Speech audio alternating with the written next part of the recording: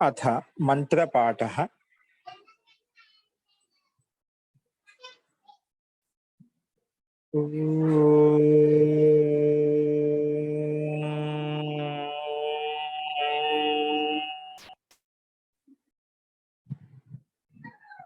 सहना भवतु सहनौ भुनक्तु सह वीर्यं करवावहै तेजस्विनावधीतमस्तु मा विद्विषावहै।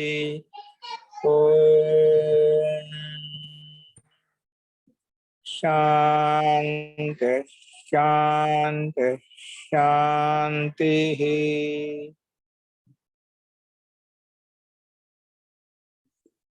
सर्वेभ्यो नमः। అందరికీ నమస్కారం అండి. నిన్న చెప్పిన పాఠంలో ఎవరికైనా సందేహాలు ఉన్నాయండి?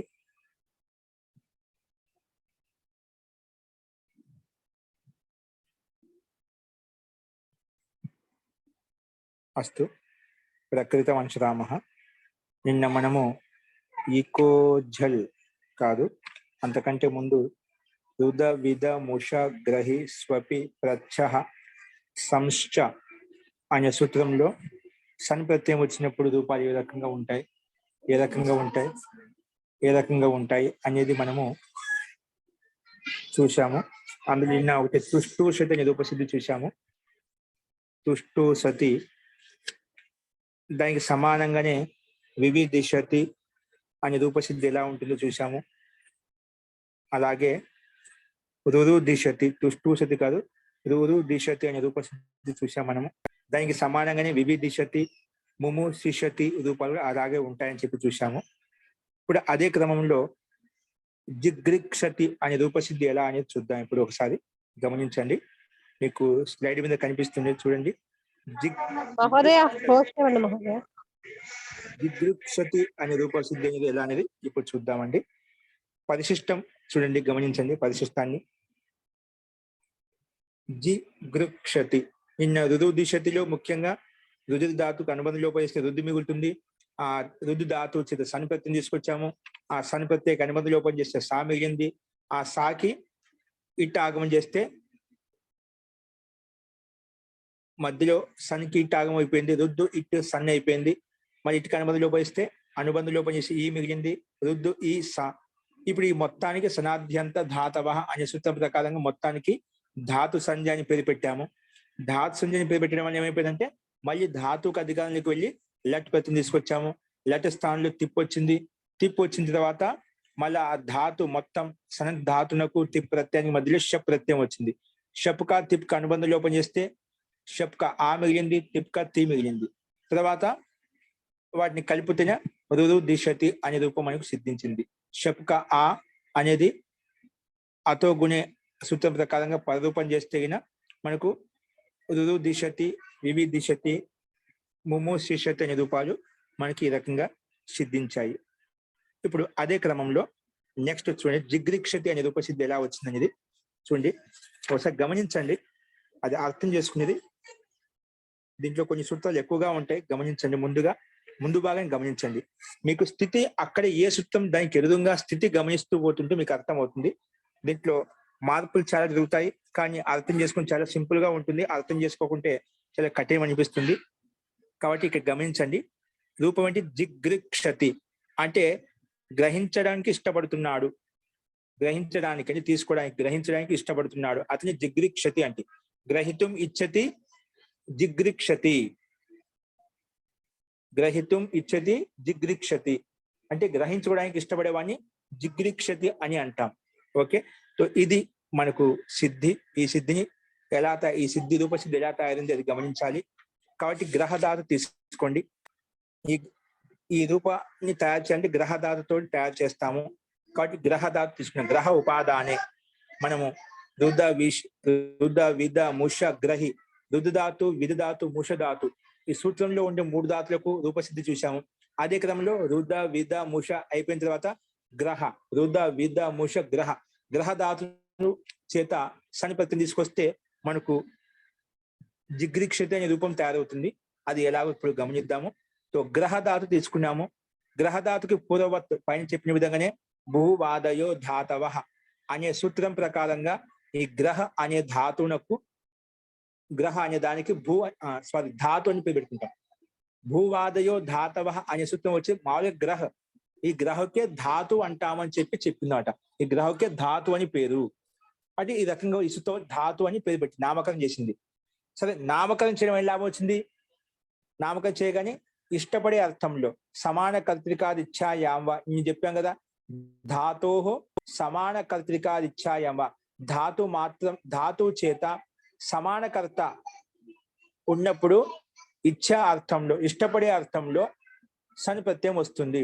ఇష్టపడే అర్థంలో, కానీ ఇష్టపడే వ్యక్తి అతనే ఉండాలి, చేసే వ్యక్తి అతనే ఉండాలి, గ్రహించే వ్యక్తి అతనే ఉండాలి. ఇష్టపడే వ్యక్తి ఒకరు ఉంటారు, గ్రహించే వ్యక్తి ఇంకొకరు అనుకోండి, అది అటువంటి సందర్భంలో సమాన కర్త కాదు కాబట్టి సన్ ప్రత్యయం రాదు. సన్ ప్రత్యయం రావాలి అంటే ఏ కండిషన్ ఉండాలండి? కర్త సమానంగా ఉండాలి. ఇప్పుడు నేను ఇష్టపడుతున్నాను, దానికోసం నేనే ప్రయత్నం చేసి ఆ ఇష్టపడే వస్తువుకు ఏదైతే ప్రయత్నం చేయాలో ఆ ప్రయత్నానుగుణంగా ఏ వస్తువును గ్రహించుకొని గ్రహిస్తున్నామట.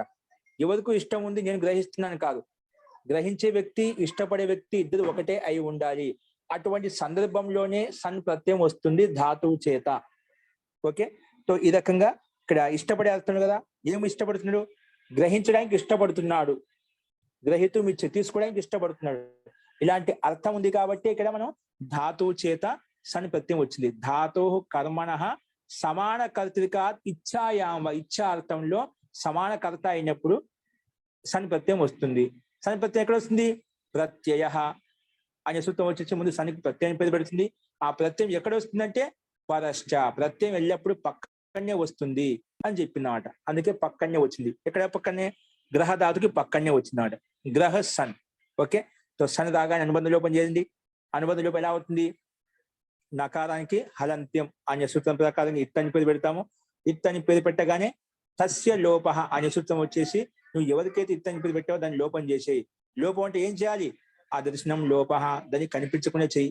యద్ భూత్వా నా భవతి తద్ అదర్శన సంజకో భవతి. ఏదైతే ఉండి కనిపించకుండా పోతుందో దాన్ని అదర్శనం అంటాము. దానికి అదర్శన సంజ అని పేరు అని చెప్పి ఇక్కడ చెప్పుకున్నాం. అందుకే సన్ లో ఉండే నకారం వెళ్ళిపోతుంది. ఏం మిగులుతుంది? సా మిగులుతుంది. గ్రహ సా. ఇది సా ఏంటేంటి? ఆర్ధాతుకం. ఎందుకంటే తింగు సిత్తు భిన్న ప్రత్యయం కదా. తింగులో ఉండే 18 ప్రత్యయాలు లేదు, తర్వాత సిత్తు ప్రత్యయం కూడా లేదు. కానీ తింగు సిత్తు భిన్నమైన ప్రత్యయం కాబట్టి ఆర్ధధాతుకం శేష అనే సూత్రం ప్రకారంగా దీనికి ఆర్ధధాతుకం అని పేరు పెట్టామండి. ఒకటి గుర్తు పెట్టుకోండి, తింగ్ అంటే తిప్ తస్ జీ, సిప్ తస్ థ, మిప్ వస్ మస్, తా ఆతాం ఝ, థాస్ ఆథాం ధ్వం, ఇట్ వహి మహిం. ఇందులో పరస్మ పద ప్రత్యయాలు 9, ఆత్మనే పద ప్రత్యయాలు 9, మొత్తం 18 ప్రత్యయాలు ఉన్నాయి. ఈ 18 ప్రత్యయాలకు తింగ్ అని పేరు. అలాగే షిత్ ప్రత్యయం. షిత్ అంటే ఏ ప్రత్యయంలో అయితే శంఖంలో ఉండే శకారం ఇత్ అని పేరు పెట్టి దానికి లోపం చేశామో అటువంటి ప్రత్యయం. ఆ ఒక్క ప్రత్యయాన్ని పైన ఉండే 18 ప్రత్యయాన్ని వదిలిపెట్టి మిగిలిన ఏ ప్రత్యయాలు కనిపించినా ఇవి కాకుండా అవి ఉంటే తింగ్ షిత్ సార్వధాతుకం అనే సూత్రం ప్రకారంగా దానికి సార్వధాతుకం పేరు పెట్టుకుంటాము. ఈ 18 లేదా షిత్ ప్రత్యయం ఉందనుకో సార్వధాతుకం పేరు వస్తుంది. ఈ 18 ప్లస్ ఆ షిత్ ప్రత్యయం వదిలిపెట్టి అంటే మొత్తం 19 ప్రత్యయాలను వదిలిపెట్టి మిగిలిన ఏ ప్రత్యయం కనిపించినా ఆ ప్రత్యయానికి ఆర్ధధాతుకం శేష. శేష మిగిలినటువన్నీ ఏవి మిగిలిన 18 ప్రత్యయాలు ప్లస్ షిత్ ప్రత్యయం మిగిలినవి, అవి కాకుండా మిగిలిన ఏ ప్రత్యయం ఉన్నా కూడా మొత్తం అష్టాధ్యాయులు అవన్నీ కూడా ఆర్ధధాతుకాలు అవుతాయి అని చెప్పేసి చెప్తాం. ఆర్ధధాతుకం ఏంటి? శేష. శేష ఏమిటి? శేషం ఏంటి? మిగిలినవి తింగు సిత్తు. అవి ఆ సూత్రం 19 ప్రత్యయాలకు సార్ధాతుకం పేరు పెట్టింది కదా, ఆ సార్ధాతుకం పేరు పెట్టగా మిగిలిన ప్రత్యయాలు ఏవైతే ఉన్నాయో ఆ 19 ప్రత్యయాలను వదిలిపెట్టి మిగిలిన ప్రత్యయాలు ఏవైతే ఉన్నాయో వాటన్నిటికీ ఆర్ధధాతుకం అని పేరు పెడుతుంది ఈ సూత్రం. ఏది? ఆర్ధధాతుకం శేష. శేష ఆర్ధధాతుక సంజ్ఞకాహ భవంతి. ఎందుకంటే ఈ 19 ప్రత్యయాల్లో ఇది లేదు సని ప్రత్యయం, అందుకే ఆర్ధధాతుకం శేష అనే సూత్రం ప్రకారంగా దీనికి ఆర్ధధాతుకం పేరు పెట్టుకున్నాం. ఓకే, ఇప్పుడు అది గుర్తు పెట్టుకోండి. ఆర్ధధాతుక శేష ఎప్పుడు వస్తుంది? తింగులు కాకుండా షిత్ ప్రత్యయాలు కాకుండా మిగిలిన ఏ ప్రత్యయం ఉన్నా ఇది వచ్చేసి దానికి ఆర్ధధాతుకం పేరు పెట్టేస్తుంది. అందుకే సనికి ఆర్ధధాతుకం పేరు పెట్టుకున్నాం. సరే, ఆర్ధధాతుకం అని పేరు పెట్టుకోవడం ఏం లాభం వచ్చింది? ఆర్ధధాతు కస్యేడు వలాదేహి. ఏంటి? ఆర్ధధాతు కస్యేడు వలాదేహి. ఇదేమంటుంది? వలాది ఆర్ధధాతుక ప్రత్యయానికి, వలాది అంటే వల్ ప్రత్యాహారం ఆదిలో ఉంది ఏ ప్రత్యయానికి అయితే, అటువంటి ఆర్ధధాతుక ప్రత్యయానికి ఇట్ ఆగమంగా వస్తుంది, ఇట్టు వస్తుంది అని చెప్తుంది. అంటే సని ప్రత్యయం ఇట్టు వస్తుందంట. ఇట్ట ఎక్కడ వస్తుంది? ప్రత్యయానికి ఆదిలో వస్తుంది, అంతిమంలో వస్తుంది. ఎక్కడ వస్తుంది? మధ్యలో వస్తుందా? దానికి నిర్ణయం కోసము ఆద్యంతో అనే సూత్రం వచ్చేసి ఇది టిత్ ఆగం. ఇట్టులో టిత్ కనిపిస్తుంది, అది లోపం చేస్తాం, టకారం ఇత్సందేక బంధం కనిపిస్తుంది. కానీ టిత్ ఆగమ ఆది భవతి. టిత్ ఆగం అనేది ఆదిలో వస్తుంది. ఎక్కడ? ప్రత్యయానికి ఆదిలో వస్తుంది అని చెప్పినామాట. అందుకే సని ప్రత్యయానికి ఆదిలో ఇట్ వస్తుందన్నమాట. అందుకే ఏమొస్తున్నప్పుడు గ్రహ ఇట్ సన్ ఏమొస్తుందండి? గ్రహ ఇట్ సన్. ఇట్ ప్రత్యయ అనుబంధ లోప. ఇట్ ప్రత్యయానికి అనుబంధ లోపం చేయి. అనుబంధ లోపం చేస్తే ఏమవుతుంది? టకారానికి ఇట్ అని పెడతాం, ఇట్ అని పెట్టగానే తస్య లోప అదర్శన లోప చేసేస్తాం. అప్పుడు ఈ మిగులుతుంది, ఇటుక ఈ మిగులుతుంది. అప్పుడు గ్రహ ఈ సన్. సన్ లో ముందు అనుబంధ లోపం చేసుకున్నాం, నకారం వెళ్ళిపోయింది. ఏ మిగిలింది? సా మిగిలింది అంట. అప్పుడు ఏముంది మనకు? గ్రహ ఈ సన్. ఇప్పుడు ఈ స్థితిలో మళ్ళీ ఏం ప్రాప్తమైంది? ఏం ప్రాప్తమైందంటే శని గ్రహ గుహోష్ట అని సూత్రం వచ్చిందండి. ఏమొచ్చింది? శని గ్రహ గుహోష్ట. మన స్థితి ఏంటి ఇప్పుడు? గ్రహ ఇట్ సన్.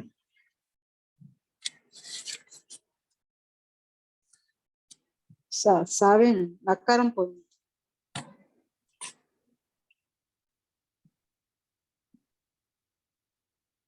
శని గ్రహ గుహోష్ట ఏమంటుందండి?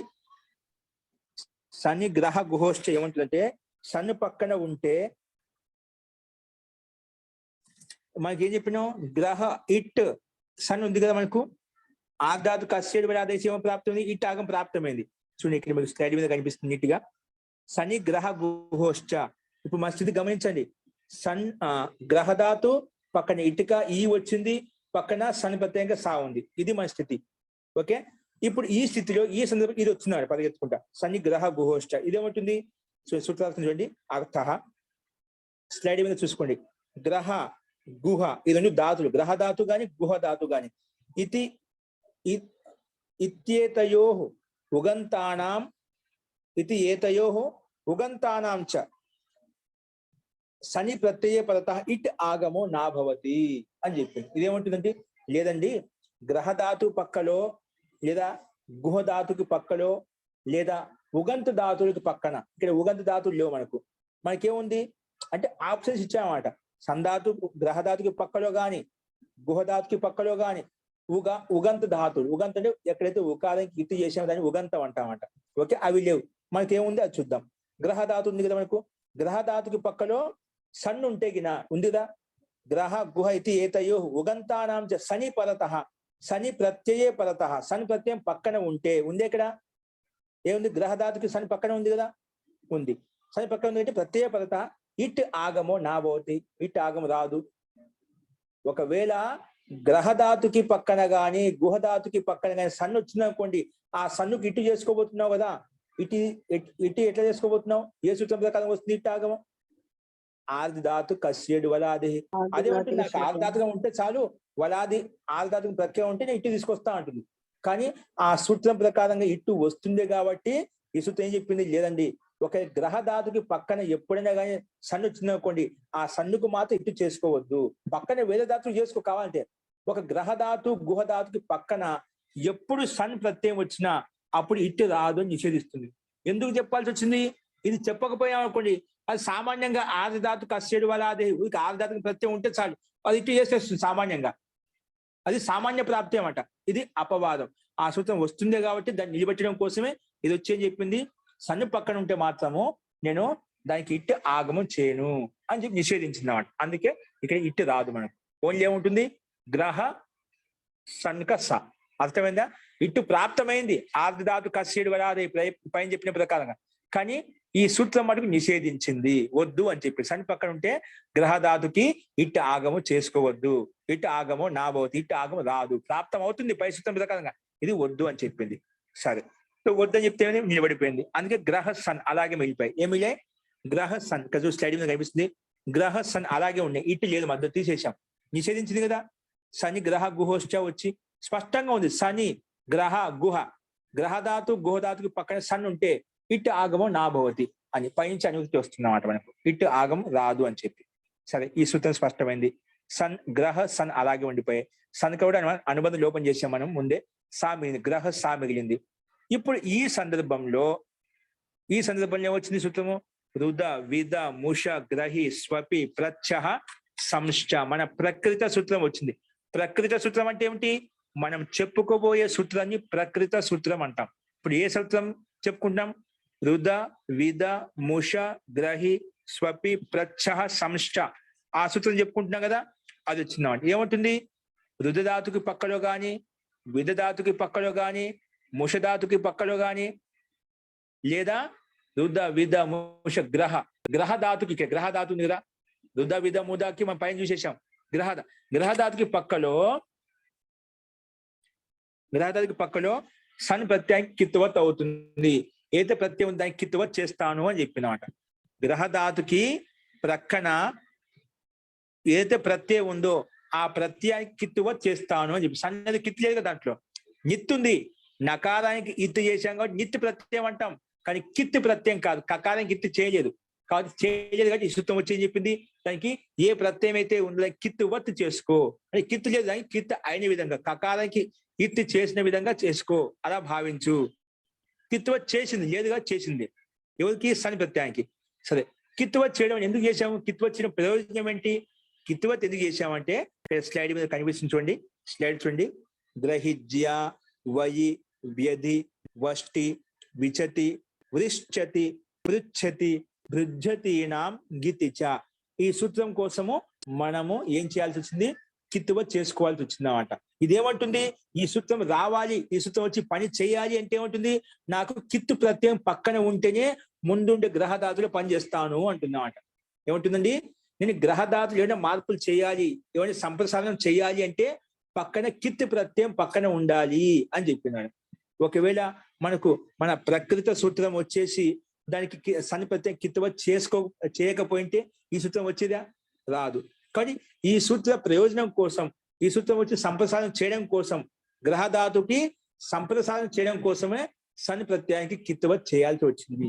అందుకే కిత్తువత్ చేయడం వల్ల ప్రయోజనం ఏం కలిగిందంటే ఈ సూత్రం వచ్చేసి గ్రహధాతుకు గృహ సంప్రసారం చేసింది. గ్రహలో ఉండే రకారానికి రూ చేసింది ఆవిడ. రూ అంటే సంప్రసారం అంటే రూ అంటే ఇక్కు స్థానంలో ఎన్నులు చేసామనుకోండి దాన్ని ఎనాదేశ సంధి అంటాం. అది ఎన్నుల స్థానం ఇక్కు చేసామనుకోండి దాన్ని సంప్రసారణం అంటాము. ఒకవేళ ఈ స్థానంలో యా వస్తే దాన్ని సంప్రసారణ ఏనాదేశం అంటాము. ఈ స్థానం యా వచ్చింది కాబట్టి. ఒకవేళ అదే యా స్థానంలో తిప్పి ఈ చేసామనుకోండి దాన్ని సంప్రసారణం అంటాము. ఓకేనా? ఇక క్రమంగా ఇక్ అంటే ఈ ఊ రు లు, ఈ ఊ రు లు, వీటిని ఇక్కులు అంటాం. వీటి స్థానంలో క్రమంగా యా వా రా లా లు వస్తాయి. అప్పుడు వచ్చాక దాన్ని ఎనాదేశ సంధి అంటాం. ఎందుకు? ఇక్కులు స్థానం ఎన్నులు వచ్చాయి కాబట్టి ఎనాదేశ సంధి అని చెప్పాం. కానీ సంప్రసారణం అంటే ఏమిటి? ఈ ఎన్నుల స్థానం ఇక్కులు వస్తాయి అంటే యా వా రా లా, ఈ 4 వర్ణాల స్థానంలో క్రమంగా ఈ ఊ రు లు వచ్చాయనుకోండి వాటిని సంప్రసారణం అంటాము. వాటిని సంప్రసారణం. ఇప్పుడు గ్రహాలు ఏముంది? యా వా రా లా, రా ఉంది. గ్రహాలు రా వస్తుందా?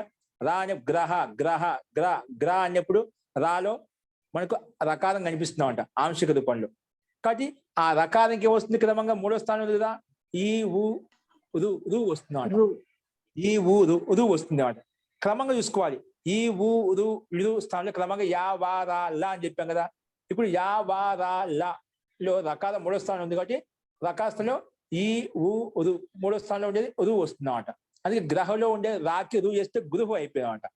అంటే గ్రహకు గృహు చేయడం కోసమే మనకు ప్రకృతి సూత్రం వచ్చి కిత్తువత్ చేసింది. కిత్తువత్ చేశాం కాబట్టి ఇది వచ్చేసి నేను దానికి సంప్రసారం చేస్తాను. సంప్రసారం అంటే ఏమవుతుంది? గ్రహధాతుకు గృహ చేయడమే సంప్రసారణం అంటాము. ఓకేనా? సంప్రసారం అంటే ఎవరు అడిగాం అనుకోండి, ఇగ్యనః సంప్రసారణం అని చెప్పాలి. సంప్రసారం అంటే ఏమిటి? ఇగ్యనః అంటే ఎన్ను స్థానంలో ఇక్కులు చేయడాన్ని సంప్రసారణం అంటాము. ఏం చెప్పాను? ఎన్నుల స్థానంలో, ఎన్నులంటే యా వా రా లా స్థానంలో ఇక్ ఈ ఊ రు లు చేయడాన్ని క్రమంగా సంప్రసారణం అంటాము. ఇక్కడ సంప్రసారణ దిగినాం. ఇది వచ్చి చెప్పి సంప్రసారం చేసుకో అని చెప్పి. కాబట్టి ఇక్కడ మనకు ఏం జరిగింది, సంప్రసారం చేశాం. అంటే ఎవరికి చేశాం సంప్రసారణము? గ్రహధాతులో ఉండే రకారానికి రువు చేశాం. అందుకే ఏమైపోయి గురువు అయిపోయినాం. అంటే ఏమైపోయింది, గ్రాలో ఉండే రకారానికి మాత్రమే రువు అయిపోయిందండి. గ్రా అంటే గ్రాలో ఆ కూడా ఉంది, రకాల స్థానంలో ఆ కూడా ఉంది. ఆ ఆకారం ఎలా చేయలేదు, ఆ ఎలా ఉందో అలాగే ఉంది. రకార హలంత స్థానంలో మాత్రం రుకారం వచ్చింది. అందుకే విడదీసుకున్నాం. చూడండి, విడదీస్తే వచ్చింది.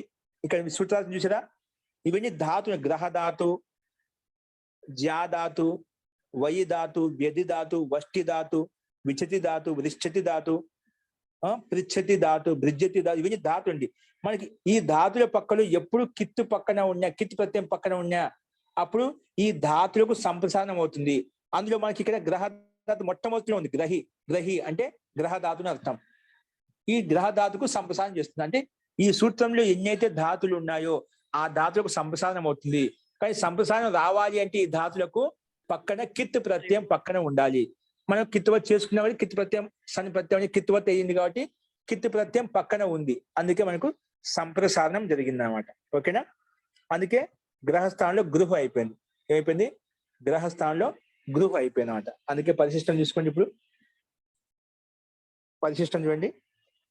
అందుకే ఇక్కడ కితి పరత ఇక సూత్రార్థము ఈ కిత్తు కానీ గిత్తు కానీ ప్రత్యయం పక్కటే సంప్రసారణం అవుతుంది చెప్పింది అనమాట. ఓకే, అందుకే మనం గ్రా పక్కన ఆ రకాల స్థానం రూ వచ్చింది. ఆ గ్రాలో ఉండే ఆ ఎలాగుందో అలాగే ఉంది. పక్కన తీసారు చూడండి, గమనించండి. ఇక్కడ స్థితి ఏమొచ్చింది సంప్రసారం చేస్తే? రుద విధ వచ్చి కిత్తువ చేసింది. కిత్తువ చేయగానే గ్రహిజ్య వది ఇప్పుడు చెప్పిన సూత్రం ప్రకారంగా అది సంప్రసారం అయిపోయింది. అందుకే ఆ సంప్రసారం చేసాం ఎలా ఉంటుంది విడగొడితే అది చూపించాడు. అలంతము రాలో ఉండే రాకి రూ చేసాము. మళ్ళా గాలో ఆ ఉంది, అది ఆ పక్కనే తీసామని పక్కన ఎలా ఉందో అలాగే పెట్టాము. మళ్ళీ గ్రహంలో హకారం ఎలా ఉందో అది పక్క తీసాము.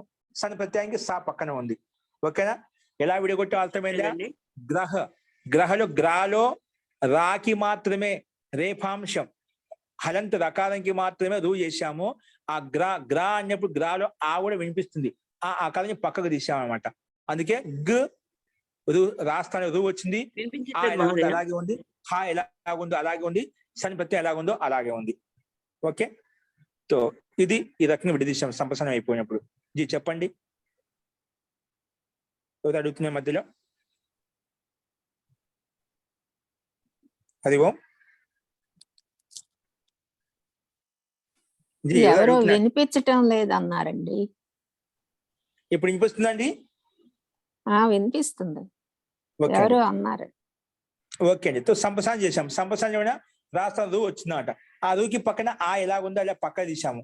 ఇప్పుడు ఈ సంప్రసారం చేసిన తర్వాత వెంటనే సంప్రసారణాచ్య అనే సూత్రం వచ్చింది. ఏంటండి? సంప్రసారణాచ్య. ఇది వచ్చేమంటుంది? పూర్వ రూపం చేస్తుంది. పూర్వంలో ఏదైతే వర్ణం ఉందో ఆ వర్ణంలో కలిపి వేసి పక్కన ఉన్న వర్ణాన్ని రూకి పక్కన ఏముంది? ఆ ఉంది కదా, రూకి పక్కన ఆ వచ్చింది. అక్కడ గ్రహాలో ఉండే ఆకారం పక్క తీసాం. అది సంప్రసారణాచ్య. సంప్రసారానికి పక్కన ఏదైనా ఏ వర్ణం అయితే ఉందో అది ముందు వర్ణంలో కలిసిపోతుంది. ఏం చెప్పినా? సంప్రసారణ వర్ణానికి ప్రక్కన ఏ వర్ణం అయితే ఉందో ఆ వర్ణం ముందున్న వర్ణంలో కలిసిపోతుంది, అంటే రుకారంలో కలిసిపోతుంది. కాబట్టి రూకి పక్కన రూకి సంప్రసారం చేసే రాకి రూ సంప్రసారం అయిపోయింది. ఆ సంప్రసారానికి పక్కన అకారం ఉంది. ఆ అకారము ముందున్నటువంటి రుకారంలో కలిసిపోయింది. ఏ సూత్రం ప్రకారం? సంప్రసారణాచ్య అనే సూత్రం ప్రకారంగా పూర్వ రూపం అయిపోయింది. ఓకేనా? సో పూర్వ రూపం కలిసిపోయేసరికి అప్పుడు ఏమవుతుంది? గృహ అయిపోయింది అనమాట. గృహ సా అయిపోయింది. ఏమైపోతుంది? గృహ సా. ఇప్పుడు గృహ సా కింద పెట్టుకోవాలి స్టెప్. గృహ సా. ఇప్పుడు ఈ స్థితిలో మళ్ళా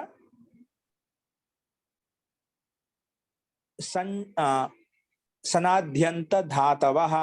ఏంటండి? సనాద్యంత ధాతవ. అది మళ్ళీ పెట్టుకుందాము. గృహ సన్ వచ్చిందన్నమాట. ఏమొచ్చిందండి? గృహ సన్.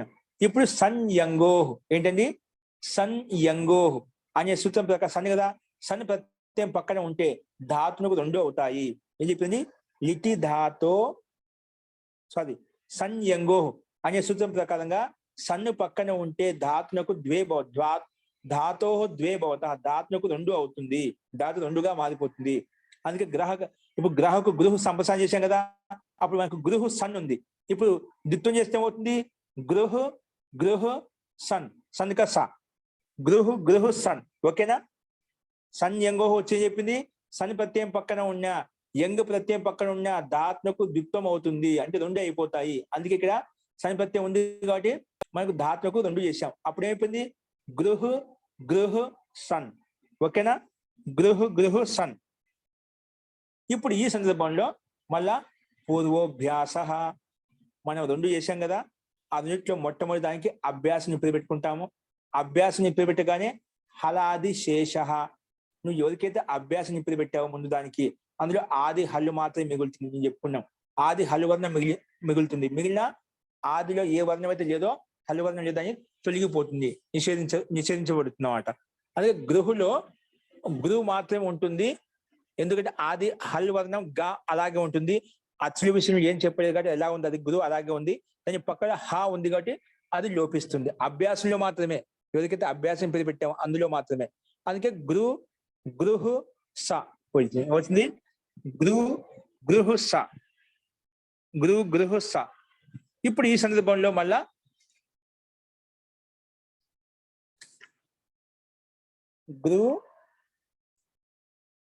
గృహ స. ఇప్పుడు ఈ సందర్భంలో ఉదత్ అనే సూత్రం వచ్చింది. ఏమొచ్చింది? ఏమొచ్చింది? ఉదత్ అని చెప్పి ఆ సూత్రం వచ్చింది. ఏమంటుంది? రుకార స్థానంలో ఉదత్ అనే సూత్రం ఉంటుంది. ఉదత్ ఏమంటుందంటే రుకార స్థానంలో అకారం వస్తుంది చెప్పింది. ఉదత్ అనే సూత్రము మీకు స్లైడ్ చూసుకోండి, ఇక్కడ పరిశిష్టము. ఉదత్ అనే సూత్రము మీకు స్లైడ్ మీద కనిపిస్తుంది. ఉదత్ ఏమంటుంది? ఉదత్ అనే సూత్రం ఏమంటుంది? రువర్ణాంతస్య అభ్యాసస్య అకార ఆదేశో భవతి. రుకారాంత అభ్యాస గృహ కదా, గృహులో హకారం వెళ్ళిపోయింది హలాది శేష ప్రకారంగా. మనకేం మిగిలింది? గృహ సా మిగిలింది. ఈ సందర్భంలో ఉదత్ అనే సూత్రం వచ్చి ఏం చెప్తుందంటే, అభ్యాసంలో ఉండే రుకారాంత అభ్యాసానికి నేను అకారం చేస్తాను అని చెప్పింది. ఏం చెప్పిందండి? రుకారాంత అభ్యాసానికి నేను అకారం చేస్తాను అని చెప్పింది ఉదత్. రువర్ణాంతస్య అభ్యాసస్య ఆకారాదేశో భవతి అని చెప్పిందన్నమాట. ఇక్కడ గృహ సన్లో గృహ అనేది రుకారాంతమే, దానికి అభ్యాసం అని కూడా పేరు పెట్టుకున్నాం. అందుకే రుకారాంత అభ్యాసం. ఆ అభ్యాసానికి ఏం చేస్తా అంటే అకారం చేస్తాను ఉంటుంది. అంటే రూకి ఆ చేస్తా ఉంటుంది, అంటే గురువుకి గా చేస్తా అంట. ఏం చేస్తా అంట? గా చేస్తాను అంటున్నామాట. ఓకేనా? కానీ ఆ మాట చెప్పగానే వెంటనే ఉదన్ రపరహ అనే సూత్రం వచ్చింది. అంటే ఈ సూత్రం ఎప్పుడైతే రుకారానికి అకారం వస్తుందనే మాట చెప్పగానే వెంటనే వచ్చారు ఉదన్ రపరహ అనే సూత్రం పరిగెత్తుకుని వచ్చింది. ఎప్పుడు? ఉదత్ అనే సూత్రము అభ్యాసంలో ఉండే రుకారంకి అకారం అవుతుంది ఆ మాట చెప్పగానే వెంటనే ఉరన్ రపరహ అనే సూత్రం పరిగెత్తుకుంటూ వచ్చిందన్నమాట. వచ్చేమంటుంది? నువ్వు రుకార స్థానంలో ఎప్పుడు అకారము చేసినా, లేదా ఇకారము చేసినా, లేదా ఉకారము చేసినా, ఏమి చేసినా కూడా అది వెంటనే దాని పక్కన రకారం కూడా వస్తుంది. ఉరన్ రపరహ వచ్చి చెప్తుంది, రుకార స్థానంలో ఆ గాని, ఈ గాని, ఊ గాని, ఈ 3 వర్ణాల్లోంచి ఏ వర్ణం వచ్చినా ఏమవుతుంది? దాని పక్కనే రకారం కూడా వెంట వస్తుంది అని చెప్తున్నమాట. మనకి ఇక్కడ ఆ ఈ ఊలోంచి ఏమొచ్చింది? ఆ వచ్చింది కదా. ఉదత్ రుకార స్థానంలో అకారం అవుతుంది, ఉదత్ అనే సూత్రం చెప్పినమాట. అకారం రాబోతుంటేనే వెంటనే ఉదత్ రపర వచ్చేసి ఆ అకారానికి పక్కన నేను రేపాన్ని కూడా చేరుస్తాను, రేప వర్ణాన్ని కూడా పెడతాను అని చెప్పింది. అందుకే ఏమవుతుంది? దానికి రకాలు చేసింది, గురువు ధాతుకు గా చేసింది. గా చేయగానే వెంటనే రకారం వెంట వచ్చిందానికి గర్ర అయిపోయింది. ఏమైపోయింది? గర్ర అయిపోతున్నమాట. అంటే ఉదన్ రపర వచ్చేసి అకారానికి పక్కన రకాలను కూడా చేర్చింది, అనంత రకాలను కూడా చేర్చింది. అందుకే ఏమైపోతుంది? గర్ర అయిపోయిందని.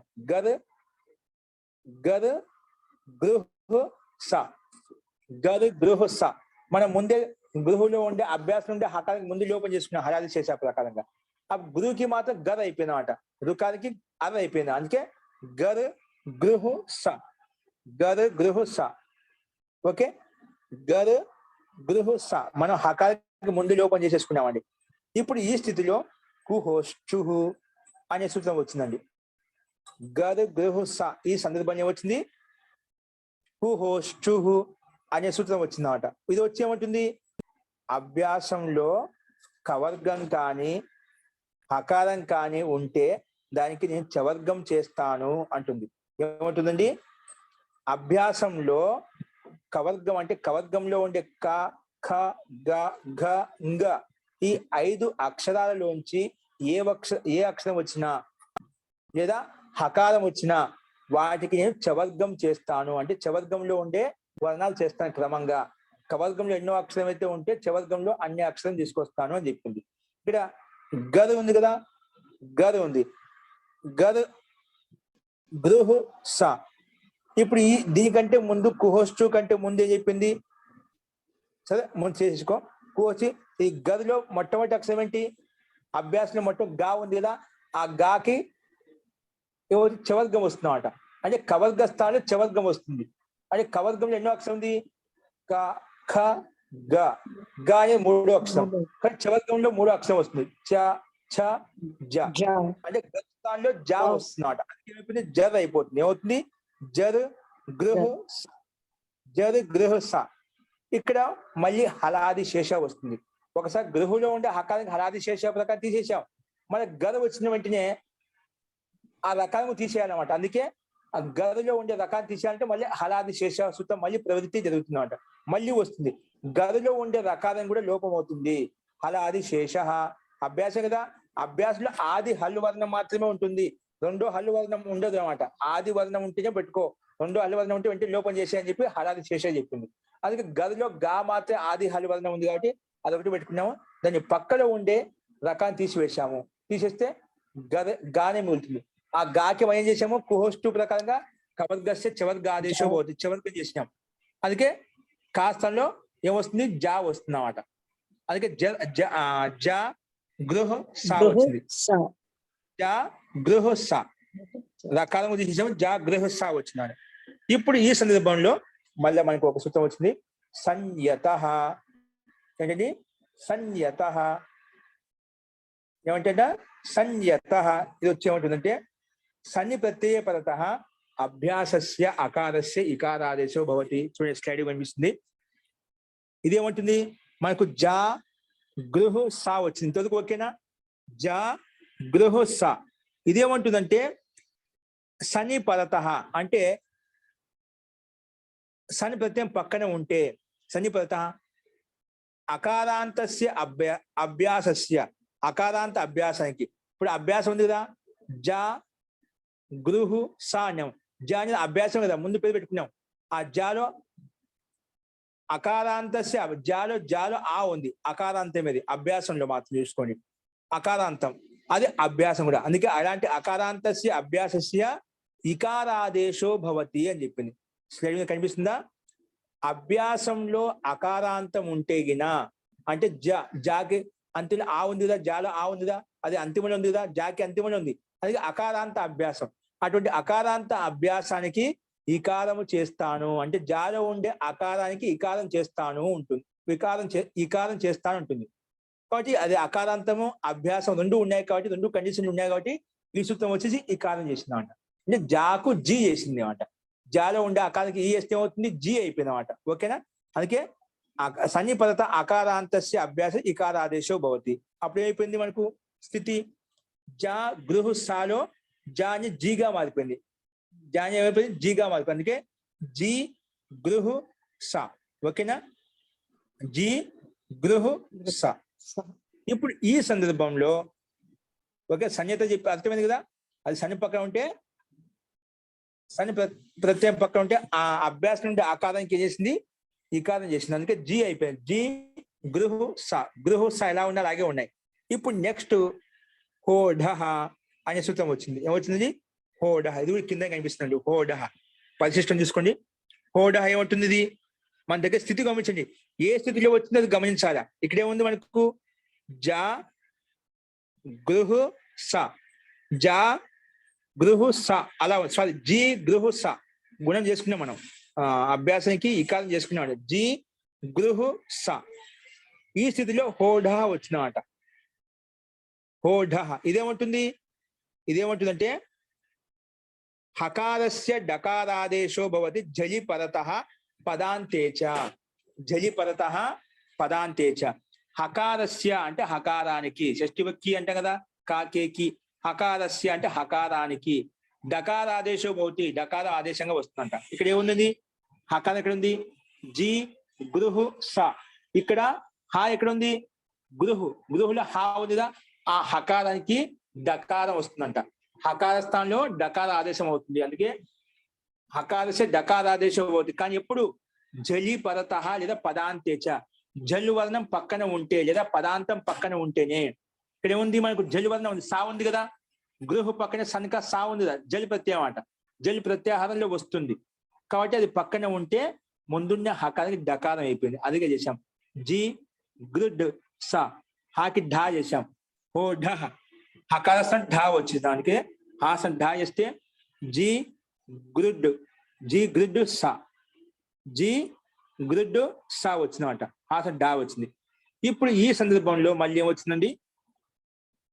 ఏకాచో భసో ఏకాచో బసో భష్ జసంతస్య ద్వోహ్ అనే సూత్రం వచ్చింది. చూడండి, సూత్రాలు ఎప్పుడు ఏ సందర్భంలో ఏ సూత్రం వచ్చి పనిచేస్తుంది అది గమనించాలి. ఏమంటుంది?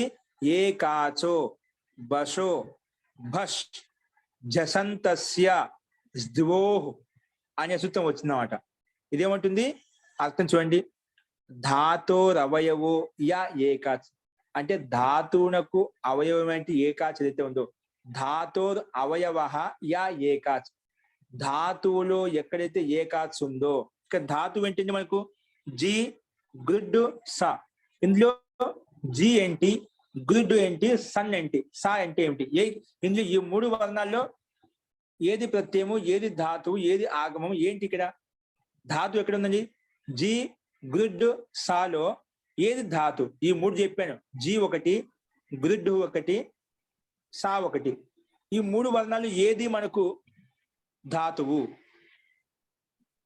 ఏ ధాతు అంటే జి అనేది అభ్యాసం పెరుగుతున్నాము, గృడ్ మాత్రమే అది ధాతు. సన్ అనేది ప్రత్యయం. ఓకేనా? సన్ ప్రత్యయం కాబట్టి ఆ ధాతునకు విషయం చెప్తున్నాడు. ఏకాచో బసో బస్ జసంతస్య ద్వోహు. ఏమంటుంది? ధాతోర్ అవయవ. ధాతువునకు అవయవం. ఏ అవయము? యా ఏకాచ్. అది ఏకాచ్ ఉండాలంట. ధాతు గృడ్ ధాతులో ఏకాచ్ ఉందా? గృడ్ లో గాలో రూ ఉంది, అది అచ్చే కదా, రూ అని అచ్చిలో వస్తుంది కదా, అది ఏకాచ్. ధాతు అవయవం యా ఏకాచ్. ఏకాచ్ ఏదైతే ధాతు ఉందో జసంతస్య జసంతః తద్ అవయవస్య అంటే ఇంకా జసంత అయి ఉండాలంట. అంటే సా జసంతులు వస్తున్నమాట. జసంతం అంటే గుడ్ డా ఉందిదా, జబ గడ ధస్. ఢా అనేది జస్ ప్రత్యాహారంలో వస్తున్నమాట. అది జసంతమై ఉండాలి. ఇక్కడ జసంతం అని ఢా అనేది జస్ ప్రత్యాహారంలో వస్తుంది. అటువంటి జసంతానికి జసంతస్య బసహ స్థానే భస్ ఆదేశం అంటే బస్ ప్రత్యయ స్థానంలో భస్ ఆదేశం వస్తుంది. అంటే ఇక్కడ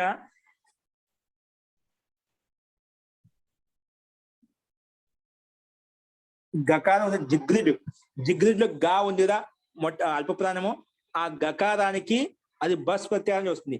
ఆ బకారానికి మహాప్రాణం భస్ చేసామంట. బస్ ప్రత్యయ అల్ప ప్రాణాలు ఉంటాయి, భస్ లో మహాప్రాణ వర్ణాలు ఉంటాయి. అంటే జి గృడ్ సా. గృడ్ లో గా ఉందిరా, ఆ గకారానికి ధాతులో ఉండే గకారానికి ఏం చేసింది? మహాప్రాణం భస్ ప్రత్యయం చేసింది అన్నమాట. అంటే సామాన్య గకారానికి మహాప్రాణం ఘా వచ్చేసింది. అందుకే జిగ్రిడ్ అయిపోయింది జిగ్రిడ్ సా. ఓకేనా? ఏకాచో భసో భస్ జసంతస్య ద్వోహ్ వచ్చేసి ఏం చేసిందంటే గృడ్ ధాతువులో ఉండే ఆది గకారానికి మహాప్రాణం ఘ ఒత్తుగా మూడో అక్షరానికి నాలుగో అక్షరం ఘ చేసింది, అంటే మహాప్రాణం చేసింది. అప్పుడు జి గృడ్ స. ఓకేనా? ఇది ఏకాచో బసో బస్ వచ్చి ఏం చేసింది అది గమనించండి. గృడ్ ధాతునకు అల్ప ప్రాణం ఉండే గకారానికి మహాప్రాణం గకారం చేసింది. ఇది ఈ సూత్రం యొక్క ప్రయోజనం. ఇక్కడ ఎందుకంటే ఇక్కడ చెప్పిన కండిషన్స్ మొత్తం ఉన్నాయి కాబట్టి. మరి ఇదే గకానికి మహాప్రాణ ఘా వచ్చిన తర్వాత వెంటనే షడోహు కహ సి, షడోహు సూత్రం స్పష్టంగా ఉంది, కింద కనిపిస్తుంది. షడోహు కహ సి, షకారము పక్కలో గాని డకారానికి పక్కలో ఏం చేస్తుందంట కహ సి అంటే షకార డకారయో స్థానే, షకార స్థానంలో డకార స్థానంలో ఏమొస్తుందంట కక కహ. షడోహు కహ సి అంటే షకార స్థానంలో లేదా డకార స్థానం ఏమొస్తుంది కహ కకార ఆదేశో భవతి. ఎప్పుడు సి పరతః అంటే సకారం పక్కన ఉంటే. సూత్రం ఎంత స్పష్టంగా చెప్పినాడు. షడోహు కహ సి, షకార స్థానంలో లేదా డకార స్థానంలో. ఇక్కడ మనకి ఏముంది, షకారం ఉందా డకారం ఉందా? జిఘృడ్ ఢులో ఢా ఉంది అంటే డకారం ఉంది, అంటే షకారం ఉన్నా డకారం ఉన్నా ఆ స్థానంలో ఏమొస్తుందంట కకారం వస్తుంది అంట. ఎప్పుడు సి పక్కన ఉంటే. ఉంది కదా సి, ఢా ఉంది, ఆ డకార స్థానంలో కకారం రావాలి అంటే పక్కన సి ఉండాలంట. సి అంటే సన్నక సా, అది సానే కదా, అది సి ఉంది కాబట్టి. సి అంటే ఏంటి, ఆది అక్షరం సకారం ఉండాలి. సి అంటే ఆత్మ సప్తమి విభక్తి ఏకవచనం, సకారం ఉండాలంట ఆది అక్షరం. సా ఉంది కదా మనకు, సన్నక సా ఉంది కదా, అందుకే ముందున్న డకారానికి ఏమైపోయింది, ముందున్న డకారం కకారం వచ్చింది అన్నమాట. ఏది షడోహు కహసి సూత్రం ప్రకారంగా ఆ జిగ్రిడ్లో ఉండే డకారానికి సా పక్కన ఉంటిన కకారం వచ్చేసింది. అందుకే జి గ్రిక్ అయిపోతుంది. స్థానం కాయస్మే జిగ్రిక్ అయిపోయింది. జిగ్రిక్ సా, జిగ్రిక్ సా. ఇప్పుడు ఈ సందర్భంలో ఆదేశ ప్రత్యయయో అనే సూత్రం వస్తుంది. ఏమొస్తుంది, ఆదేశ ప్రత్యయో. ఆదేశ ప్రత్యయో వచ్చేది చెప్తుంది. ఈ కకారానికి మూలధన షకారం చేస్తుంది. ఏమొస్తుందండి, షట్పం చేస్తుందంట, మూలధన షట్పం చేస్తుంది. అప్పుడు జిగ్రిష్ అయిపోతుంది, జిగ్రిష్ అయిపోతుంది. ఏమైపోతుంది, జిగ్రిష్ అయిపోతుంది అన్నమాట. కాకి క్షా వచ్చేస్తుంది అన్నమాట. ఏమొస్తుంది, కకార స్థానంలో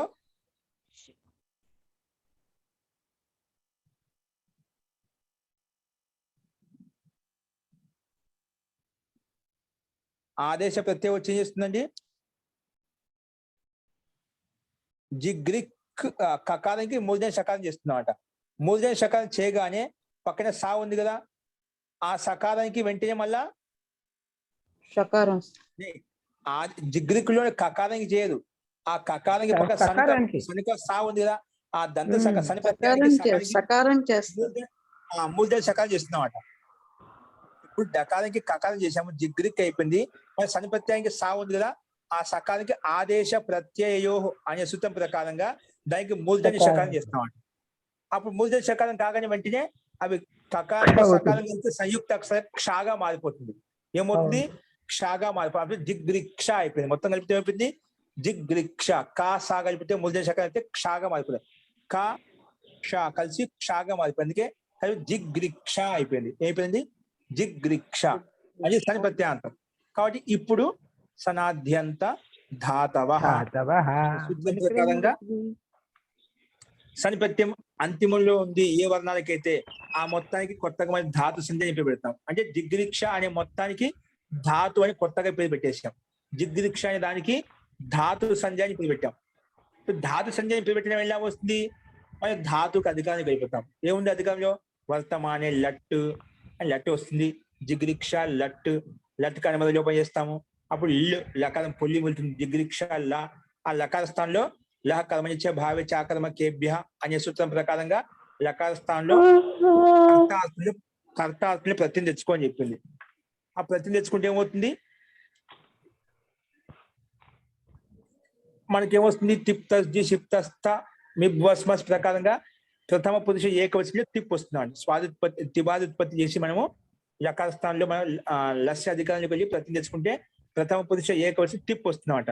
అప్పుడు జిగ్రిక్ష తిప్పు, జిగ్రిక్ష తిప్పు.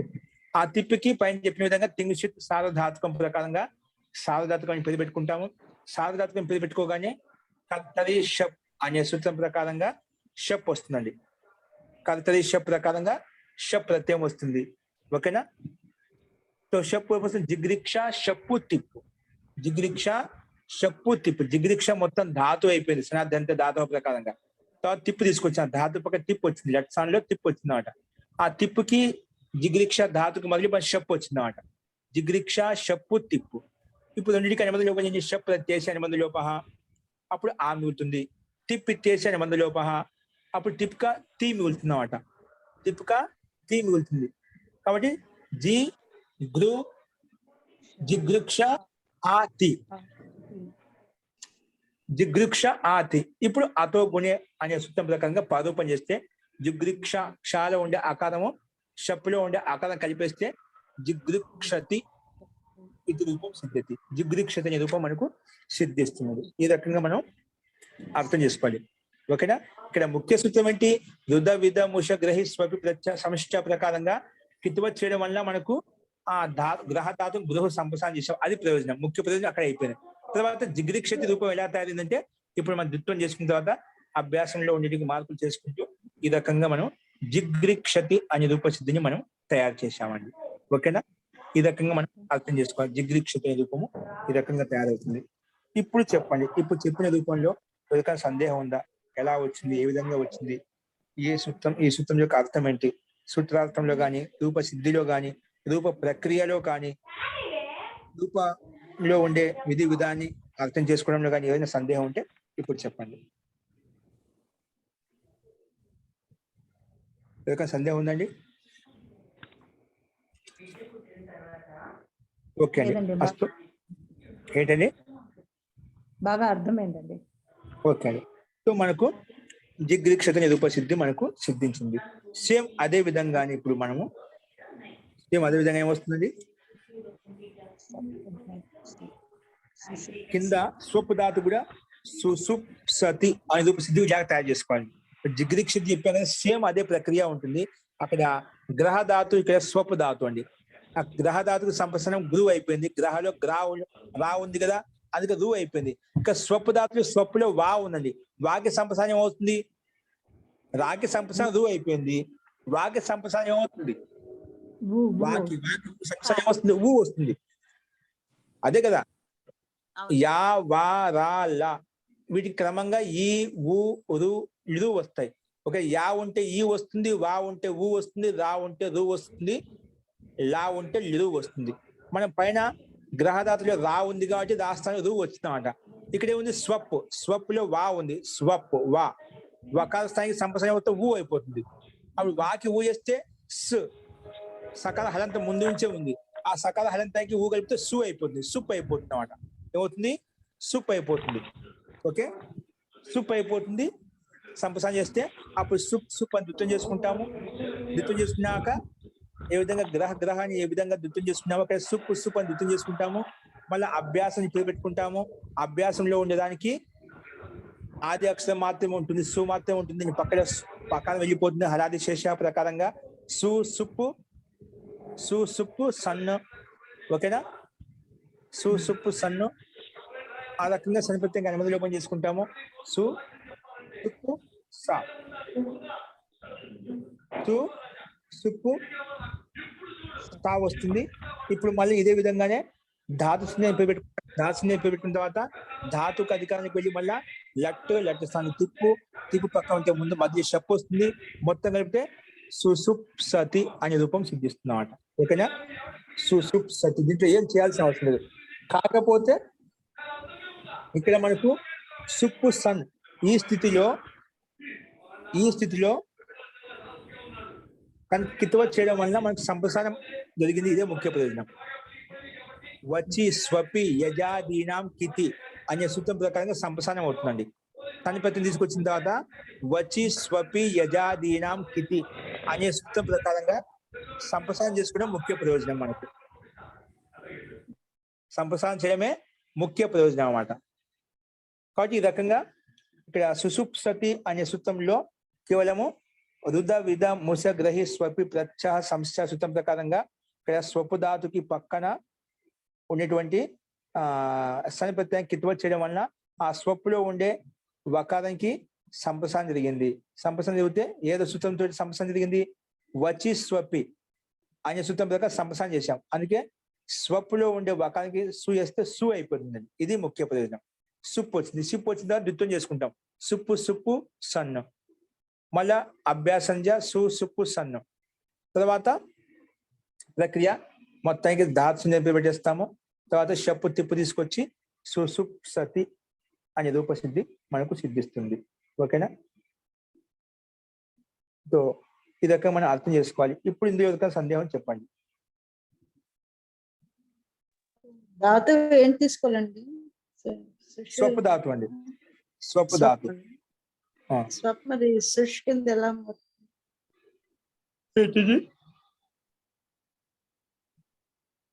సృష్ కింద ఎలా వస్తుందండి? స్వప్పు సృష్కి ఎలా మారుతుందండి?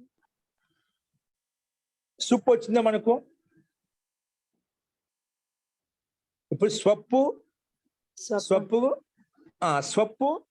సన్ ప్రత్యయం అండి. ఓకేనా? ఇప్పుడు సన్ ప్రత్యయానికి కిత్వత్ చేయడం వల్ల స్వప్పు ధాతుకి కిత్వత్ చేసామండి. మనకు సూత్రం మీద రుద్ద విద్ద ముష గ్రహి స్వప్పు సూత్రం. స్వప్పు ధాతు ఉంది కదా, స్వప్పు ధాతుకి పక్కలో సన్ ప్రత్యయం కిత్వత్ చేశాము.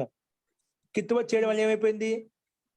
వెంటనే వచ్చి స్వపి యజాదీనాం కితి కిత్ ప్రత్యయం పక్కన ఉంటే నేను స్వప్పు ధాతుకు సంప్రసారం చేస్తాను అని చెప్పింది. ఏం చేస్తాను? సంప్రసారం చేస్తాను. అందుకే సంప్రసారం అయిపోయింది. వాకి ఊ అయిపోయింది. వకార స్థానంలో ఉకారం వచ్చిందండి. ఊ వచ్చిందన్నమాట. వాస్తవంలో ఊ వచ్చిందన్నమాట. ఓకేనా? ఊ రాగానే సు అయిపోతుంది. అప్పుడు స్వాలు సా అదంతా మొట్టమొదటి ఉంది, దానికి ఊ కలిపితే సు అయిపోయింది. సుప్పు అయిపోయింది అన్నమాట. ఇప్పుడు సుప్పుకు ద్విత్వం చేస్తాం ఏదాంతో సంయంగో ప్రకారం. అప్పుడు ద్విత్వం ఏమవుతుంది? దాదాపు 2 వేస్తే సుప్పు సుప్పు సన్ అయిపోయింది. మళ్ళీ అభ్యాసం పేరు పెడతాం. అభ్యాసంలో ఆది హల్లు వర్ణ మాత్రం ఉంటుంది, అంటే పకారం వెళ్ళిపోయింది అన్నమాట. అందుకే సు సుప్పు సన్. సు సుప్పు సన్. ఓకేనా? సు సుప్పు సన్. తర్వాత ఎలా మారుతుంది? ఇక్కడ ఆదేశ ప్రత్యయోతో ప్రకారం మారుతుంది. ఇక్కడ ఆదేశ ప్రత్యయం కాదు, వేద సూత్రం ఉండండి. వేద సూత్రం ప్రకారం వస్తుంది. సత్వం చేసి సకారం సకారమే కదండి శత్వం కింద మారుతుంది. ఇక్కడ పకారం ఉంది కదండి. ఆదేశ ప్రత్యయ అదే ప్రతి సకారమే కదా, పకారం కూడానా? ఆదేశ ప్రత్యయతోటి కాదండి మనకి ఇక్కడ ఎందుకంటే సకారమే అవుతుంది. సకారం ఆదేశ ప్రత్యయ సకారానికి సకారం వస్తుంది. పకారానికి రాదు. ఇక్కడ మనకి పకారం ఉంది కదా, పకారం రావాలి, శత్వం రావాలి. ధాతులో ఉండే సుప్పు కదా, ధాతులో ఉండే సకారం సూకి మనం మూలధన సకారం చేసుకోవాలన్నమాట.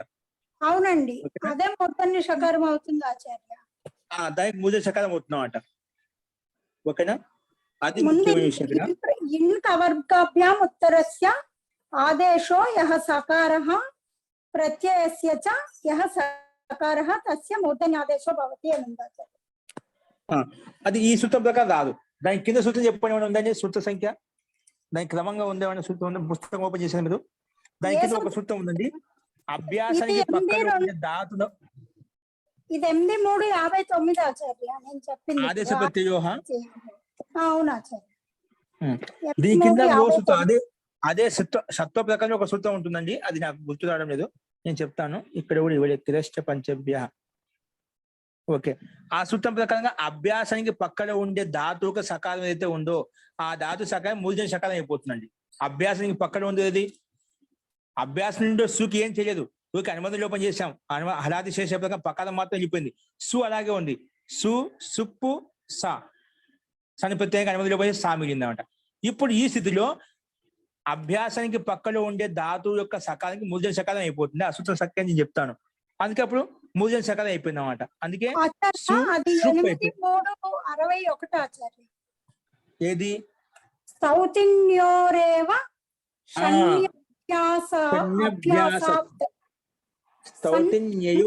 షణ్ణభ్యాసశ్చ అనే సూత్రం ప్రకారంగా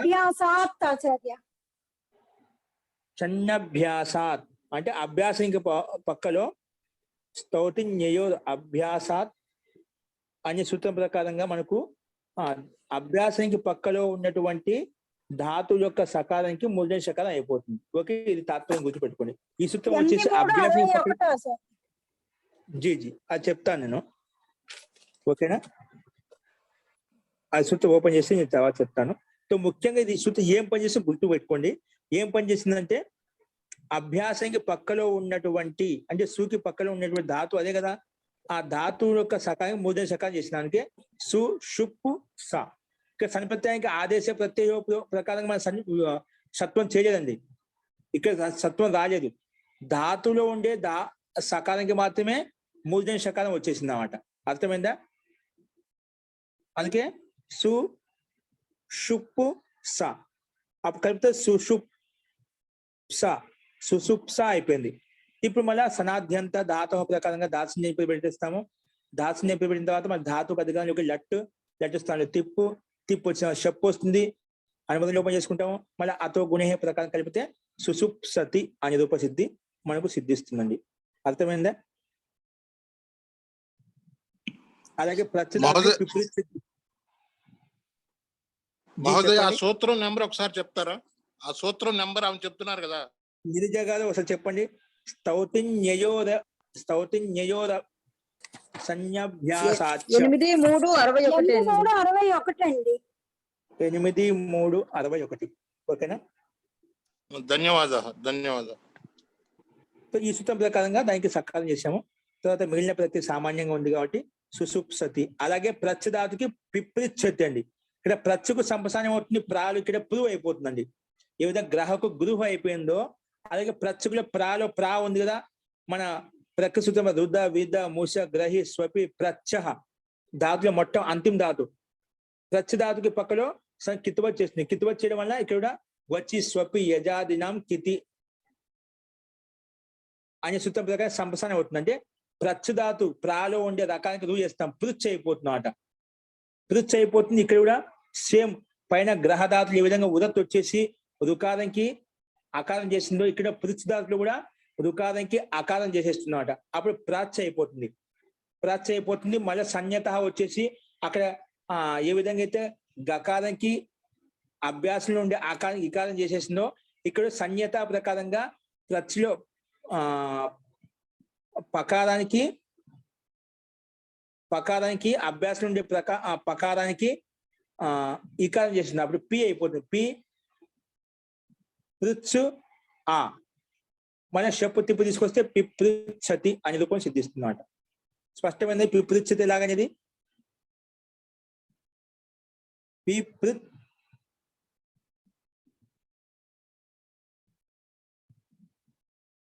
పిపృచ్చిష్యతి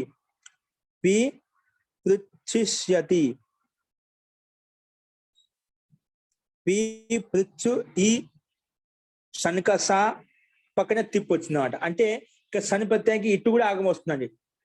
ఆర్ధాతు సని చెప్పి పెట్టుకున్న తర్వాత ఆర్ధాతు కస్సేడు ఆదే ప్రకారంగా సనికి ఇట్టు ఆగం వస్తుందన్నమాట. అందుకే ఈ కనిపిస్తుంది. పి పృచ్చు ఇట్ సన్ తిప్పు. అందుకే పృచ్చులోని చకారానికి ఇటుగా ఈ కలిపితే పృచ్చి అయిపోయిన తర్వాత పిపృచ్చిష ఇది మొత్తం ధాతు. పిపృచ్చిష ధాతు చేత మన తిప్పు తెచ్చుకుంటాము, షప్పు తెచ్చుకుంటాము. పిపృచ్చిషతి అనే రూప సిద్ధి మనకు సిద్ధిస్తుందండి. పిపృచ్చిషతి అర్థమవుతుందా? ఇటుకి ప్రతిషేధం ఏం లేదండి ఎక్కడండి? అదే దీంట్లో ప్రతిక్షతిలో అంటే ఇంద లాస్ట్ దాంట్లోనే మనకి ఇటుకి ప్రతిషేధం వచ్చింది కదా, సో ఇందులో రాదా అని అడుగుతుంది. ప్రతిషేధం ఎక్కడ వచ్చింది మనకు? దిశతి వాటిలో వచ్చింది కదా. దిశతిలో ఏం ప్రతిషేధం చేసామండి మనం? జిగ్రక్షతి. గుణాన్ని నిషేధించింది కదా. అంటే ప్రకృతి సూత్రం నుంచి మనకి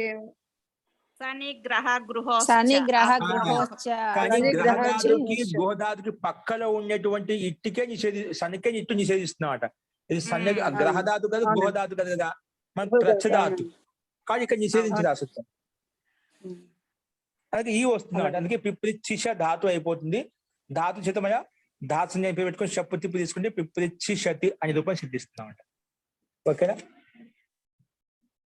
మీకు ఇప్పుడు స్పష్టంగా పిప్రిచ్చిషతిలో రూపాన్ని అక్షరాన్ని బట్టి దీంట్లో ఏ మార్పు మీకు ఒక టీవీ చూస్తే ఒక స్టోరీ లాగా కనిపిస్తుంది, అలా మొత్తం అక్షరం మొత్తం కనిపించాలి. కనిపిస్తుంది ఇప్పుడు అదే ఒక్క రూపం గుర్తుపెట్టినప్పుడు జిగ్రీక్షతి రూపసిద్ధి చూసారన్నమాట. ఎక్కడెక్కడ ఏ మార్పులు వచ్చాయి, ఎక్కడ ఈ వచ్చింది అది గమనించడానికి దీన్ని బట్టి రూపం చూడగానే ఎక్కడ ఏ మార్పు వచ్చి కనిపిస్తున్నమాట. ఇప్పుడు పిప్రిచ్చిషతి స్పష్టంగా ఉంది. పి పృచ్చు ఈ సన్న తి సనక సా తిప్కతి పిప్రిచ్చిషతి సనక ఇటు వచ్చేసింది మధ్యలో, అదొకటి తేడా. ఇక్కడ ప్రచ్ఛధాతు ప్రచ్ఛధాతుకు సంప్రసారం ప్రిచ్ అయిపోయింది. పి పృచ్చు సా ద్విత్వం చేసినప్పుడు ప్రిచ్చే ఉంటుందన్నమాట. అప్పుడు అభ్యాసం పెట్టిన ప్రిచ్చులు ఏమవుతుంది, చకారం వెళ్ళిపోతుంది, ఓన్లీ ప్రువ్ మిగులుతున్నాడు. ప్రిచ్చు సా ఈ ప్రువులో ఉండే రుకారానికి ఉదత్ అని వచ్చేసి ఆకారం చేస్తుంది. ఆకారం చేయగానే ఉదయం దపరా వచ్చేసి దానికి వెంటనే రకాలను పక్కన చేస్తున్నమాట. అప్పుడు పి ఏముంది, ఆ పృచ్చులో ఉండే పురుగు అనేది పురుగా మారిపోతుంది. ఆ పురులో ఉండే రకాలకి హలాది శేష ప్రకారంగా మన రకాలం వెళ్ళిపోతుంది. అప్పుడు పురుగుకే ఉదత్ అనే సూత్రం ప్రకారంగా గ్రహకు ఏ విధంగా గర్ర అయిపోయిందో ఇక్కడ పురుగుకి పురుగు అయిపోతుంది, పర్ర అయిపోతుంది అన్నమాట. గ్రాహకులో ఉండే అత్త అయిపోతుంది, రుకార స్థానంలో ఉదత్ అనే ప్రకారం అత్త వస్తుంది, ఇక్కడ పర్ర అయిపోతుంది. ఆ పర్రలో ఉండే రకాలకి హలాది శేష ప్రకారం తీసేస్తాము. ఆ పా పృచ్చు ఇట్ సన్ను. ఇప్పుడు ఈ స్థితిలో మళ్ళా సన్యత అనే సూత్రం ప్రకారం ఏ విధంగా అయితే గాకి జీ వేసామో ఇక్కడ పాకి అకారానికి ఈకారం చేస్తాం. సన్ పక్కన ఉంటేనే అభ్యాసంలో ఉండే అకారానికి ఈ వేస్తాం, అందుకే పి అయిపోయింది. పి పృచ్ ఇట్ సన్ మొత్తం కలిపితే పిప్రిచ్చిష. మళ్ళా మొత్తానికి కొత్త ధాతు చెప్పి బట్టి ధాతు కదిగా లట్ తిప్పు, మళ్ళీ శప్రత్యము అనుబంధ లోపము ఆతో గుణ ప్రకారం పదరూపం చేసేసి పిప్రిచ్చిషతి అనే రూపం సిద్ధిస్తున్నమాట. ఈ రకంగా మనం అర్థం చేసుకోవాలి. ఓకే, క్లారిటీ వచ్చేసిందండి. ఆచార్య, ప్రత్యధాతువు అనిట్ ధాతువు అన్నారు కదా ఆచార్య, మరి ఇక్కడ ఇలాగా వచ్చింది ఆచార్య? ఇక్కడ పిప్రిచ్చిషతిలో ఇట్ ఆగం తిరశ్చ పంచభ్య సే హోతా హై. ఇక్కడ అనిట్ ధాతువు మంచి ప్రశ్న వేసారండి. ఇక్కడ కింద ఇచ్చే సూత్రం ఇచ్చారండి. అందుకే ఇక్కడ ఇటు ప్రాప్తం లేదు, ఆర్ధాతు కస్యుడు వడాతుడు ప్రాప్తం లేదన్నమాట. కానీ ఎలా వచ్చింది, అనిట్ ధాతు కదా, అందుకే తిరశ్చ పంచభ్య అనే ధాతు ప్రకారంగా ఈ సూత్రం ప్రకారంగా పంచభ్య పంచభ్య అంటే 5 ధాతులు ఉన్నాయండి. 5 ధాతులకు ఇక్కడ ఇట్ ఆగం వస్తుంది చెప్పి కొంచెం విశిష్ట సూత్ర నియమం ప్రకారంగా ఇక్కడ ఇట్ ఆగం వచ్చిందండి. కాబట్టి ఆర్ధ ధాతు సంధ్య పేరు పెట్టిన తర్వాత ఆర్ధ ధాతు కస్యుడు వడాది అనే సూత్రం ప్రకారం ఇటు రాలేదు. ఇటు ఎలా వచ్చింది, ఈ సూత్రం ప్రకారంగా వచ్చింది. తిరశ్చ పంచభ్య ఇట్ ఆగమ ఇట్ ఆగం వచ్చింది అన్నమాట. ఓకేనా? ఇట్ ఆగం వచ్చింది కాబట్టి మనకు పిప్రిచ్చిషతే వచ్చేసింది అన్నమాట. ఇక్కడ మన స్థితి కనిపిస్తుంది. ఈ సూత్ర నెంబర్ ఎంతండి మహోదయ? పంచభ్య 7275 అండి. 7275.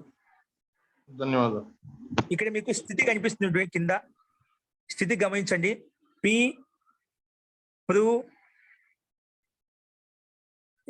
పృ తుక్ ఛ ఇట్ సనక సా షప్క ఆ తిప్క తి. ఓకేనా? ఈ స్థితి వచ్చిందన్నమాట. కనిపిస్తుందో క్లారిటీ ఉంది. ఇక్కడ పి అనేది అభ్యాసంలో ఉండే అక్షరం, పృ అనేది అభ్యాసం పక్కన ధాతు అంటే పృచ్చు ధాతువుదా. ఆ పృచ్చులో కూడా ఆ పృకి ఛాకి మధ్య తుక్కు వచ్చిందండి. తుక్కు ఎలా వచ్చింది, చేచ, దాని పైన కనిపిస్తుంది. కిరశ్చ పంచభ్య ప్రకారం సూత్రం ప్రకారం చేచ శుద్ధం వచ్చిందా. ఒకే ఛా పక్కన ఉంటేనా ఆ ముందున్న అక్షరానికి తుక్ ఆగం వస్తుంది అని చెప్పినమాట. ముందున్న హ్రస్వాంత్ వర్ణానికి తుక్ ఆగం వస్తున్నాడు. అందుకే పృకి ఛాకి మధ్యలో ఛా పక్కన ఉంది కాబట్టి తుక్కు వచ్చిందన్నమాట.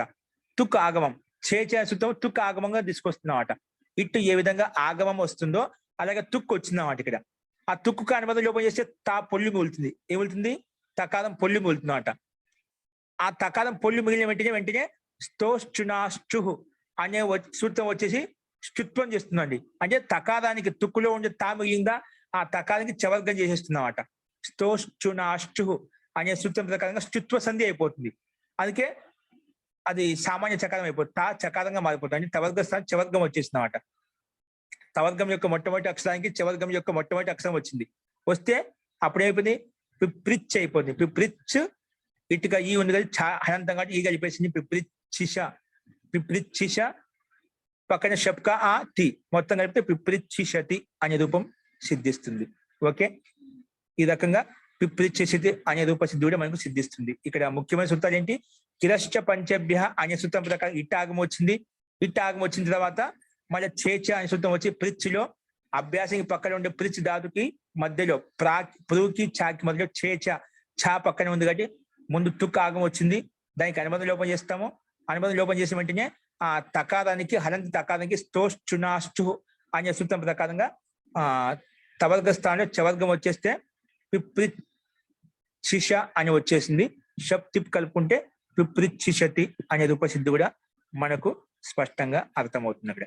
ఇక్కడ శని ప్రత్యయం కూడా మళ్ళా ఇప్పుడు ఇట్ వచ్చిన తర్వాత ఆదేశ ప్రత్యయో అనే సూత్రం ప్రకారంగా ఆదేశ ప్రత్యయో ప్రకారంగా శని ప్రత్యయానికి సాకు మూర్ధన శకారం అయిపోతుందండి.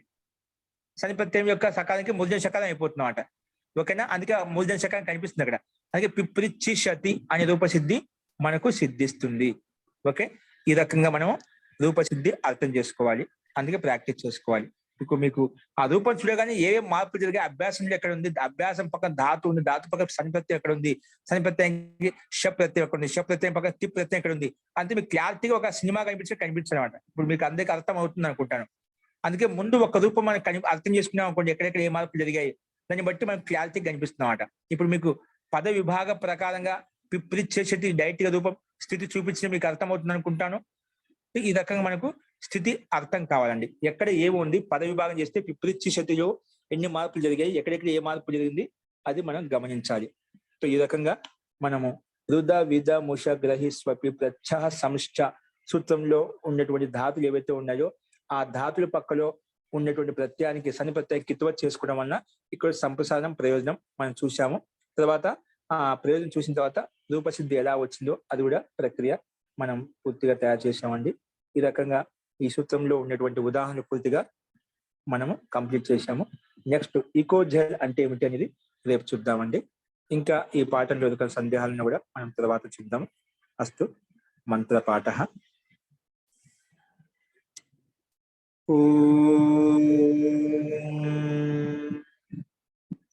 సర్వే భవంతు సుఖినః, సర్వే సంతు నిరామయాః, సర్వే భద్రాని పశ్యంతు, మా కశ్చిత్ దుఃఖ భాగ్ భవేత్. ఓం శాంతి శాంతి శాంతి. సర్వేభ్యో నమః. అందరికీ నమస్కారం అండి.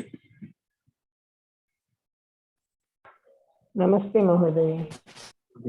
నమస్తే మహోదయ. మహోదయ, ధన్యవాదం.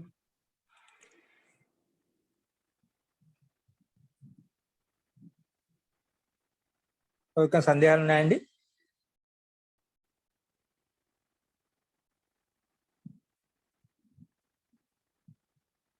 ఓకే అండి, అస్తు. ఇంకేమైనా సందేహాలు అంటే రేపు